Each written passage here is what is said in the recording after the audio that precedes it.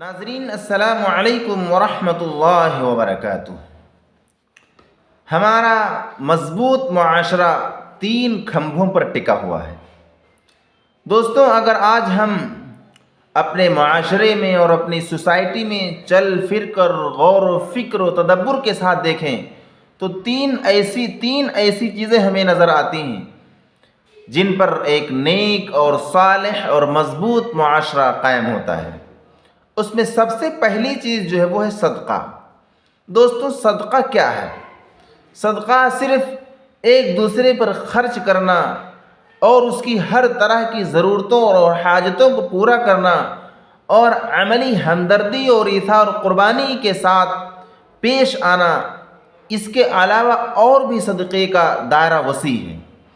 صدقہ یہ ہے کہ پیار محبت کے ساتھ کسی سے بولنا، بات چیت کرنا، میٹھی زبان کا استعمال کرنا، کسی کمزور اور بیمار اور مسکین اور بیوہ کی جسمانی طور پر مدد کرنا، کام آ جانا، یہ سب صدقے کے زمرے میں آتا ہے۔ یعنی کسی کا بوجھ اٹھوا دینا، راستے سے کوئی تکلیف دہ چیز کا ہٹا دینا، اپنی زبان سے کوئی خیر کی بات کہہ دینا، یہ تمام کام صدقے میں آتے ہیں۔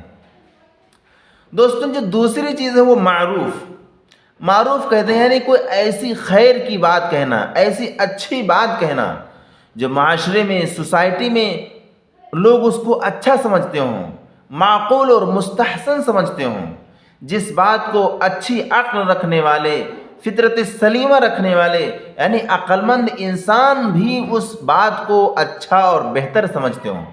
ایسی بات کا کرنا، اس کا حکم دینا اور پیغام پہنچانا، لوگوں کو اس بات پر آمادہ کرنا کہ آپس میں وہ ایسی باتیں کیا کریں جو کسی کے دل کو ٹھیس نہ پہنچنے والی ہوں۔ دوستوں، جو تیسری چیز ہے وہ اصلاح بین الناس۔ اصلاح بین الناس کہتے ہیں خاندان اور قبیلوں میں کشیدگی ہو، دوریاں ہوں، دل کو دور کرنے کی جو چیزیں ہوتی ہیں اور ایک دوسرے کی ٹانگ کھینچی جاتی ہے، اور یہ عمل بستی بستی، گاؤں گاؤں، قصبے قصبے، ہر جگہ یہ بیماری پھیلی ہوئی ہے۔ خاص طور پر وہ لوگ یا ان لوگوں کے درمیان یہ بیماری ہے جو نیک ہوں، شریف کہلائے جاتے ہیں، دیندار طبقے میں کہلائے جاتے ہیں، وہاں یہ بیماری زیادہ پائی جاتی ہے۔ حضرت مولانا الیاس رحمۃ اللہ علیہ اپنے ایک تحریر میں فرماتے ہیں کہ چور وہیں پر آتے ہیں جہاں پر مال ہو، یعنی دینی اور دنیاوی اعتبار سے جو لوگ فائق ہوتے ہیں وہیں پر یہ بیماریاں زیادہ ہوتی ہیں۔ کہ دیکھو، اس نے سلام ٹھیک سے نہیں کیا، وہ جھک کر کے ہمارے سامنے پیش نہیں آیا، وہ ہمیں اب حقیر سمجھنے لگا ہے، اور وہ ہماری خوشی کی تقریب میں شریک نہیں ہوتے ہیں، صرف غم کے ماحول میں، غم کی حالات میں ہم سے ملتے جلتے ہیں، وغیرہ وغیرہ۔ اس طرح کی باتیں ہمارے معاشرے میں، ہمارے درمیان میں، ہمارے خاندان اور سوسائٹی میں عام ہو گئی، زیادہ ہو گئی ہیں۔ تو دوستو، ایسے لوگوں کے درمیان میں آپسی غلط فہمیوں اور رنجشوں کو دور کر کے صلح و صفائی کروا دینا، پیار و محبت کی فضا قائم کروا دینا، یہ بہت ہی نہایت اور اہم ضروری ہے۔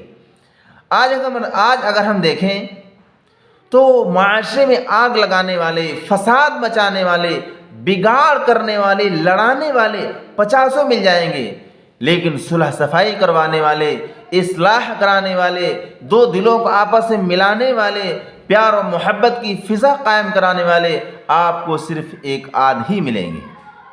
اگر آج ہم دیکھیں اور دیکھتے ہیں کہ یہ تینوں چیزیں ہمارے معاشرے سے ایک دم فوت اور ختم ہو چکی ہیں، ان کا جنازہ نکل چکا ہے، جس کے نتیجے میں ہمارا معاشرہ انتہائی گندا اور ناکارہ ہو چکا ہے۔ اور ان تینوں چیزوں کی جو اہم شرط ہے، یعنی چوتھی اور جو اہم شرط ہے وہ یہ ہے کہ اس طرح کے کاموں میں، یعنی ان کار خیر میں نیت ہماری صرف اور صرف اللہ کی رضا، اس کی خوشنودی کی ہونی چاہیے۔ اپنی سیاست چمکانے، اپنے دکان و مکان کو فروغ دینے، اپنے زمین و جائیداد کو بچانے کے لیے یا کوئی بھی دنیاوی مفاد و غرض کے لیے نہ ہو، بلکہ صرف اور صرف اللہ کی رضا، اس کی خوشنودی کے لیے ہو۔